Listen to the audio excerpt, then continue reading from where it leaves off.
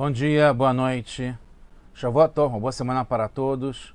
Shabbat Shalom, Mashiach Now, redenção completa, verdadeira, definitiva para o mundo inteiro, aqui, agora, já. A pergunta da semana é muito inspiradora. É como se inspirar. Se inspirar é importante. É difícil, não é tão óbvio assim. E a gente vai aprender através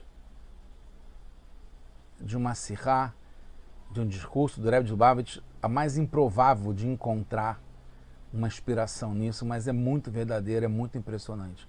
Muito difícil, muito envolvida, tem que mergulhar, mas a gente vai destrinchar a parte técnica, tirar de letra, como se diz, e nos inspirar através dessa lição fantástica. A gente está em Parashat Shemini, essa primeira sirá, primeiro discurso racídico do Rebbe de Lubavitch, do volume 27 de livros, nesse projeto do Liktei Sirot, né, da compilação de discursos do Rebbe de Lubavitch. Então, na nossa Parashá Shemini, tem as leis ligadas ao Beit HaMikdash, né, que é ligado ao Mishkan, o santuário no deserto, e depois de onde o Rambam Maimonides aprende e tem só nele a legislação, as leis, as halachot ligadas ao Beit HaMikdash, porque não é prático, entre aspas, para o dia a dia até agora, mas será quando o Mashiach se revelar, que seja agora já, em nossos dias, now, imediatamente.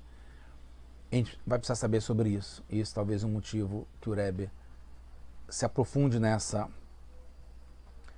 nessas leis do que fazer no Beit HaMikdash, embora aqui no caso seja mais para um Cohen, ligado a quando ele vai ao Kodesh HaKodashim, ao santuário, o sagrado dos sagrados, em relação a ele se prostrar, se ajoelhar, se curvar, como a gente faz ainda hoje no Yom Kippur, em alguns trechos da reza, né, no Aleinu, né, no Musaf, de Yom Kippur, que a gente faz isso de se prostrar, se curvar para Hashem. Então, é como, a partir daí, o Rebbe vai nos ensinar, nos mostrar como nos inspirar em cada coisa que a gente faz, mesmo sem estar óbvio. A pergunta é óbvia, como se inspirar é para alguém que quer se inspirar, mas não tem essa inspiração. Não necessariamente a gente tem isso dentro da gente, latente, revelado. A gente tem que fazer de um modo que isso brote, que a gente se inspire, que a gente tenha essa emoção, essa vontade, essa entrega. E a gente vai entender que isso é justamente ao fazer, ao começar, ao se forçar, mesmo que não tenhamos esse sentimento logo no começo, pelo contrário, a gente não tem, mas ao se forçar, ao entrar em um movimento, na ação, logo em seguida a gente vai conseguir ter isso de uma forma interna, íntima e revelada, verdadeira. Então a gente está no Mishneh Torah, no livro de Halachot, de leis do Rambam, sobre o comportamento no Beit HaMikdash. Esse é o capítulo 3, justamente está ligado com isso, a inspiração, porque através dessa nossa inspiração, no nosso serviço, na nossa relação com Hashem, a gente vai conseguir aproximar mais ainda a vinda do Mashiach, e a gente está já no Beit HaMikdash, com os Kohanim, fazendo o seu serviço. Então, a lei é, quando entra no Beit HaMikdash e ele por algum motivo se impurifica, depois que ele entrou, mesmo que ele próprio se impurificou de uma forma proposital, deve rapidamente sair de lá do modo mais curto, porque ele está num lugar que é impróprio de estar impuro. Não pode entrar impuro no Beit HaMikdash. Isso aconteceu depois. Mesmo que ele fez de propósito, ele tem que sair correndo, ele tem que ir do jeito mais rápido possível, do mais curto possível, sair do Beit HaMikdash, porque ele não pode ficar lá impuro. E aí tem a continuação na outra lei, que fala, Asur lo lishchot, ele é proibido a ele ficar, demorar, prolongar o seu tempo lá no Beit HaMikdash para se prostrar, se ajoelhar, e ele deve ou sair pelo modo mais longo, né? pelo caminho mais longo. E aí depois, na outra lei, o Rambam pergunta qual é esse tempo de demora, de prolongamentos de tempo que fica lá. Ele traz que é o tempo que a gente faz isso hoje, né, na reza, de acordo com alguns costumes, que é o tempo de falar um pasuk. E qual é o pasuk? É o pasuk Ve'amim ve'chru apaim arza, e eles se curvaram o seu rosto, a sua face para a terra, sobre o chão, e se ajoelharam, se prostraram e agradeceram a Hashem, que Tov, que Hashem é bom, e para sempre a sua bondade. E o Rambam conclui, esse é o shiur, é a medida do ajoelhamento. O Kesef Mishnah, que é um comentarista do Rambam, diz que a fonte do Rambam está no Tratado do Shevuot. O que tem no Shevuot? Tem uma discussão sobre, na página 16, Beit, pergunta qual é o tempo dessa demora. Tem uma discussão entre Rabbi Yitzhak ben Nachmani e um outro, o Rabbi Shimon ben Pazi, que fala que o Rabbi Yitzhak ben Nachmani falou para o Rabbi Shimon ben Nachmani que é o tempo de falar o pasuk. Qual é o pasuk? Aquele que a gente falou, Rome Israel, Loreima, etc e tal. E o outro fala que é do Va'ichreu até o final. Então, como a gente está vendo aqui, é dividido esse verso em dois. E todo Am Israel, todo o povo de Israel, Bnei Israel, viram e tremeram quando o fogo desceu e se manifestou, o Kvod Hashem, né, a glória de Hashem sobre o santuário. Va'ichreu, e aí eles se, como a gente falou o passuco já, eles se curvaram, etc e tal, e falaram, Rodul Hashem Kitov, com as dó, que vamos agradecer a Hashem pela bondade dele para sempre. Tem duas opiniões, uma que é justamente o Va'ichreu até o fim, você vê que ele é mais longo,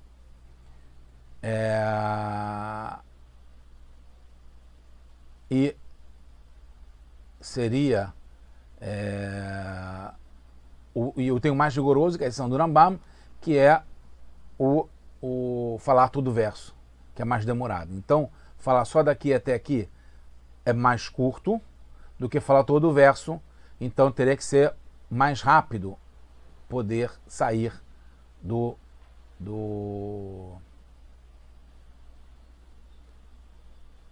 quando poder falar em menos tempo é mais rigoroso, que não pode ficar nem muito tempo, pouquíssimo tempo só, e falar o passuco inteiro seria mais demorado e mais leniente, que pode, entre aspas, relaxar um pouquinho até sair.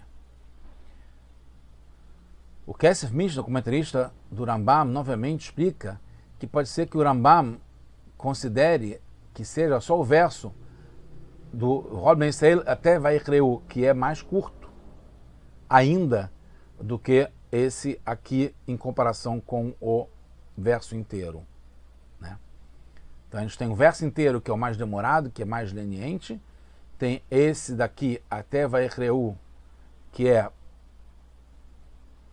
mais curto, e tem esse outro aqui que também é curto, mas é menos ainda do que esse primeiro. Então, quem falou do verlo até o fim é mais leniente e leva mais tempo ainda, porque ele é maior do que esse daqui, que é menor. Tem uma outra explicação do Kesef Mishneh, que é baseado no Yerushalmi, que é o Talmud de Jerusalém e de Israel, em Yomá, que fala sobre o serviço do Yom Kippur. Que pergunta qual é o tempo que tem essa medida de se prostrar, e conclui que realmente curvar os rostos até o fim é mais demorado e mais leniente, porque é a maior medida, então demora mais para falar e pode ficar mais tempo no Beit HaMikdash antes de se tornar proibido e ter que sair. Os comentaristas questionam essas explicações. De onde é concluído que é desse passuk que tem falando sobre se prostrar, se curvar, etc. De onde que é só até curvar os rostos? Segundo, pela opinião que é todo esse passuk, é só o tempo que leva para curvar os rostos para a terra e se curvar somente, porque a Guemará então traz o verso inteiro. Se é uma parte só do verso, porque a Guemará traz o verso inteiro. E nenhuma opinião falaria sobre a primeira parte do verso, que a gente falou que talvez o Rambam fale da primeira parte do verso. 3. Como entender que na linguagem indefinida, que é o tempo de falar esse passuk, esse verso, a intenção é justamente nas palavras do meio do verso, e não o começo ou o fim. Afinal de contas, as perguntas em geral é por que esse verso, por que seria a primeira parte do verso, por que seria só a terceira parte do verso, né, até o fim, ou o meio do verso. O Rambam divide em duas medidas de tempo.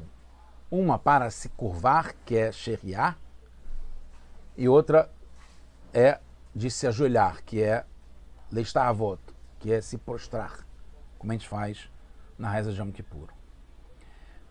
E aí ele fala qual é o tempo para sheriá, para esse se curvar, né, ou o tempo que vai demorar para se curvar, que é para falar o que está nesse verso, Vayechreu apaimatza, que eles se curvaram o seu rosto para a terra. E depois que agradeceram a Hashem por sua bondade, etc. E aí depois ele fala, e essa é a medida para se prostrar, se ajoelhar. Além disso, porque o Rambam explica a medida de tempo na lei seguinte só, não nessa que fala sobre o verso que falaria.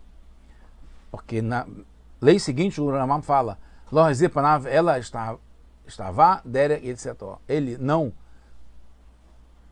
virou o seu rosto, mas ele se prostrou no caminho para sair do santuário. E porque não está na própria lei que fala sobre esse tempo de demora.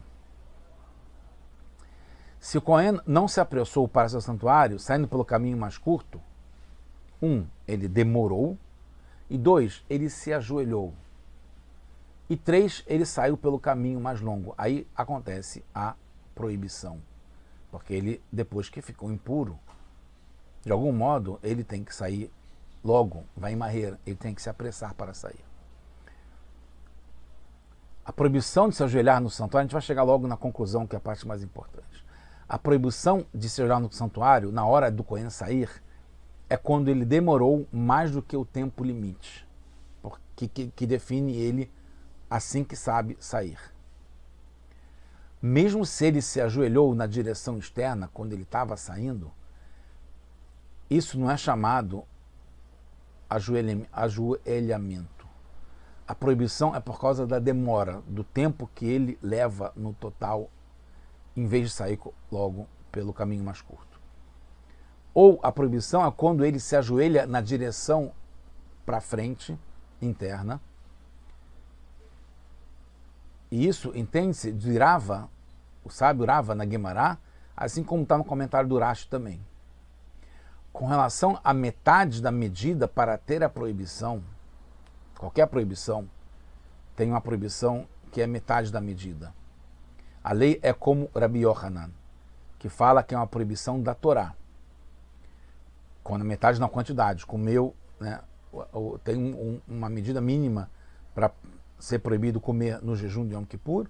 Se a pessoa come metade só na quantidade, ela não está fazendo uma transgressão de Yom Kippur, se é só metade da medida. Mas, no nosso caso, quando a proibição é pela demora, não é pela medida, se ficou menos que o tempo, não é considerado uma demora, porque aí é na qualidade do que ele está fazendo e não no tempo, na quantidade que ele está fazendo. Mas se explicarmos que a proibição é pelo ajoelhamento e que o ajoelhamento requer o tempo para ficar fazendo isso, então ela só define que a medida para que o ajoelhamento seja proibido, que é esse tempo que o Rambam está definindo. Então é considerado uma questão, mas só se teve metade da medida, então é proibido pela Torá. Tem um terceiro modo de explicar pelo qual, quando a pessoa se ajoelha, quando o Cohen se ajoelha na direção saindo do santuário, a proibição não é porque ele demorou mais tempo, mas porque ao se ajoelhar levou um tempo que gerou essa situação que é proibida. Independentemente da medida, se é metade, se é inteira, se foi pelo ajoelhamento ou se foi pelo tempo que ele demorou mais tempo do que o necessário para sair do santuário. Podemos dizer que essa é a linha do Rambam, pois ele fala que, o Cohen se ajoelhou quando estava saindo para a parte externa do santuário e ficou o tempo na medida que é proibido. 2. A medida do tempo nessa lei é nessa lei e não na anterior que fala sobre demora. E 3. O Rambam conclui dizendo que essa é a medida do tempo de se ajoelhar que torna proibido. Então não é do tempo total, está ligado ao ajoelhamento, que é a essência que ele acabou demorando mais tempo do que o necessário para sair impuro do Beit HaMikdash. A gente sabe que todas as medidas das mitzvot são alahá, uma lei que veio de Moshe do Sinai. Nesse caso, a medida é geral, não é medida para a demora ou para o ajoelhamento. A medida de demora ao se ajoelhar, que está juntando as duas coisas. Chegando no final, ajoelhar-se ou prostrar-se no Beit HaMikdash envolve 3 detalhes. 1. A causa, que é ver a Shekhinah, ver Hashem. 2. A ação na essência, propriamente dita, de se ajoelhar. E 3. O tempo que leva quando agradecemos a Hashem, que é o que a gente está fazendo ao se ajoelhar. Essa é a base da discussão.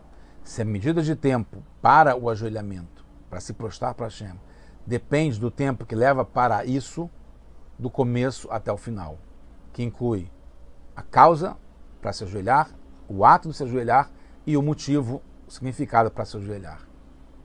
Na discussão sobre a parte do verso que é a medida, entende-se a base dessa discussão.